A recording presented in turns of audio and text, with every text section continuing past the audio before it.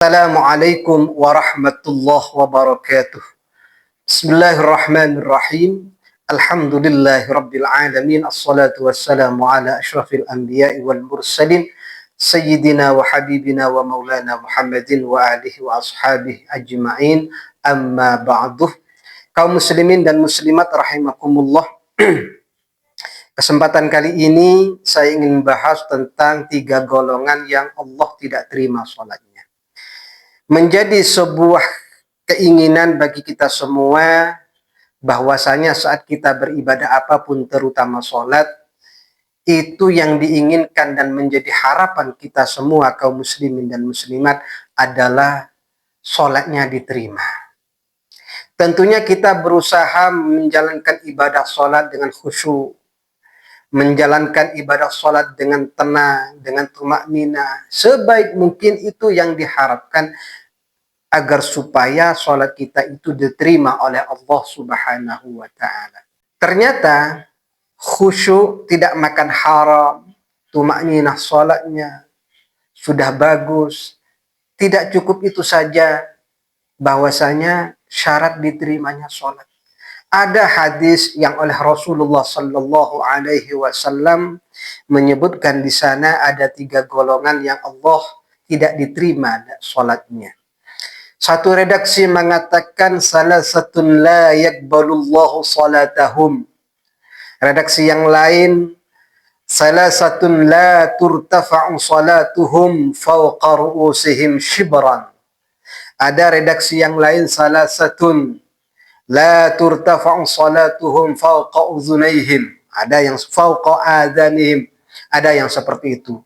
Jadi redaksinya ada yang mengatakan 3 golongan yang Allah tidak terima sholatnya. Ada lagi redaksi 3 golongan yang Allah tidak akan mengangkat sholatnya ke atas kepalanya saja 1 jengkal. Ke atas kepalanya saja tidak diangkat oleh Allah. Apalagi ke langit.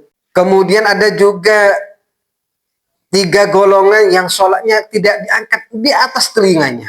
Redaksinya bermacam-macam. Ya.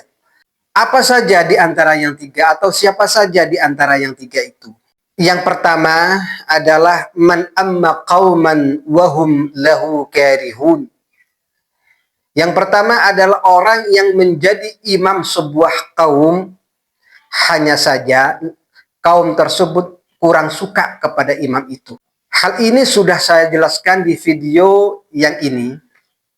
Ya. Imam yang seperti ini sholatnya pasti tidak diterima oleh Allah. Sholatnya tidak diangkat oleh Allah ke atas kepalanya 1 jengkal saja. Artinya kalau sholatnya sah hanya saja tidak diterima. Secara syariat menggugurkan kewajiban. Tapi secara pahala ini nol besar. Oleh karenanya untuk para imam, apa yang dilakukan para sahabat, tanyakan kepada makmumnya, apakah kalian membenci saya? Nah, di antara sahabat ada yang berbuat seperti itu. Kenapa? Karena khawatir sholatnya tidak diterima. Tidak lantas serta-merta atau jumawa atau sok-sokan ingin menjadi imam selalu. Tidak usah, Pak. Yang penting kita sholat, meskipun tidak jadi imam, sholat kita diterima, itu sudah bagus. Ya. Yang kedua, imra'atun batat wa zawjaha 'alaiha sakhit. Adalah seorang perempuan ya, menginap di rumahnya, akan tetapi suaminya itu benci kepada dia, marah, mangkel. Kenapa? Dalam redaksi yang lain adalah orang atau perempuan yang diajak suaminya, tapi dia nggak mau. Diajak apa? Ya diajak hubungan suami istri. Nggak mau. Akhirnya sang suami mangkel, marah dalam hatinya. Nah, perempuan seperti ini, sholat bagaimanapun itu tidak diterima oleh Allah Subhanahu wa Ta'ala. Ini berbahaya. Ya. Ini untuk ibu-ibu. Kemudian yang ketiga, wa akhawani mutasariman. Ya. dua saudara, ya kita al-muslim, akhul muslim. Orang Islam, saudaranya orang Islam. Di sini, o akhawani, dua saudara, mutasarimani. Ya, saling bermusuhan. Ya, tidak akur, tidak saling sapa. Orang yang seperti ini, maka sholatnya tidak akan diterima oleh Allah Subhanahu wa Ta'ala. Jadi, supaya sholat kita itu diterima, ayo. Tidak hanya khusyuk kepada Allah saja, Pak. Hubungan sesama manusia, ya, kita harus baguskan. Tidak hanya kepada Allah. Makanya ada hablum minallah, ya, ke langit. Ada hablum minan nas, ke sesama kita. Hubungan kepada Allah kita jaga. Baikkan hak Allah. Ya. Kemudian hak kepada sesama hamba juga kita jaga. Sehingga kita bisa dikatakan abdun salihun, hamba yang salih. Karena orang salih itu sesungguhnya al-qaim bihuquqillahi wa huquqi ibadih. Orang salih itu, Pak, orang yang selalu menegakkan atau melakukan hak-hak Allah, menunaikan hak-hak Allah dan juga hak-hak seorang hamba. Di antara hamba ada sesama anak, sesama istri, sesama tetangga, mertua. Ya.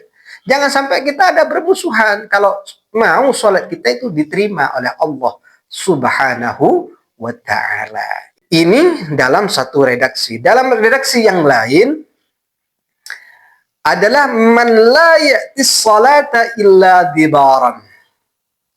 Orang yang tidak menunaikan sholat kecuali buncit.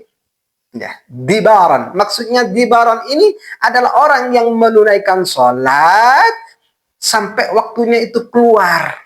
Artinya dia dari awal gak mau sholat, tapi ketika sudah buncit, waktunya sampai keluar, nah baru dia itu menunaikan sholat.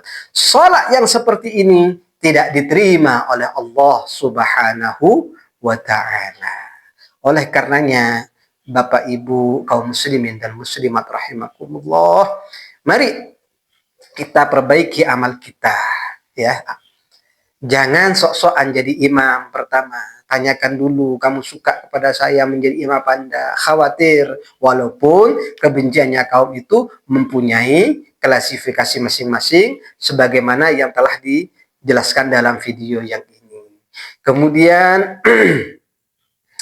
menjadi seorang istri, ayo taat kepada suami. Jangan sampai suami kepengin sampean nolak, Bu. Rugi besar. Kemudian kita sesama muslim itu bersaudara, jangan sampai saling bermusuhan di antara kita. Percuma kita sholat, artinya tidak terima, tinggal capeknya kita itu. Yang keempat, ini di dalam redaksi yang lain, ya, ialah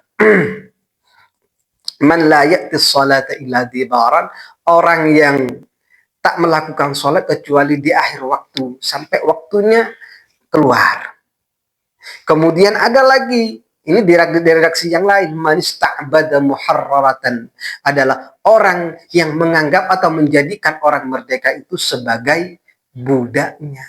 Hati-hati, jaga akhlak kita. Jangan sampai saat kita punya pembantu kita itu dianggap budak. Jangan.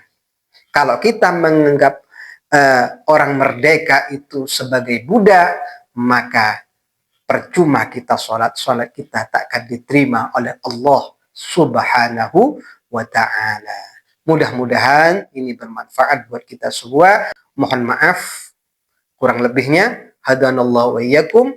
Assalamualaikum warahmatullahi wabarakatuh.